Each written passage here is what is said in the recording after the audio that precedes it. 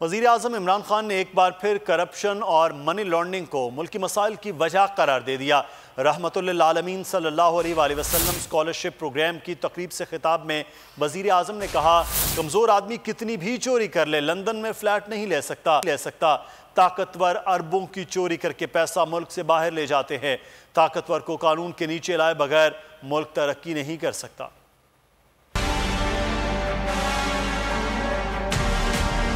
एक कमजोर आदमी कितनी भी चोरी कर ले, वो लंदन में तो फ्लैट नहीं ले सकता। लेकिन जो ताकतवर है, जो बड़े डाकू हैं, वो सिर्फ यही नहीं करते कि उनकी चोरी अरबों में है, वो फिर पैसा बाहर ले जाना पड़ता है क्योंकि मुल्क में वो पैसा नजर आ जाता है। तो दो तरह नुकसान पहुंचाता है। रुपए जो आपकी करेंसी है वो भी इफेक्ट होती है ये मनी लॉन्ड्रिंग से। और ये जो फैक्ट आई की रिपोर्ट है यूनाइटेड नेशन सेक्रेटरी जनरल की जो पैनल उसने बनाई थी, तो 1000 अरब डॉलर हर साल गरीब मुल्कों से टैक्स हेवंस में और अमीर मुल्कों में जाते हैं। रहमतुल आलमीन रहमतुल मुस्लिमीन नहीं थे, वो सब इंसानों के लिए रहमत लेके आए। तो इसलिए ये कोई बैरियर नहीं होगा कि ये सिर्फ मुसलमान बच्चों को स्कॉलरशिप मिलेगी। ये सब के लिए, सारे पाकिस्तानियों के लिए जो भी अप्लाई कर सकते। अब से लेके 5 साल तक हम इंशाल्लाह फेडरल गवर्नमेंट 28 अरब रुपया खर्च करेगी और इसमें 3.5 लाख स्कॉलरशिप्स देगी।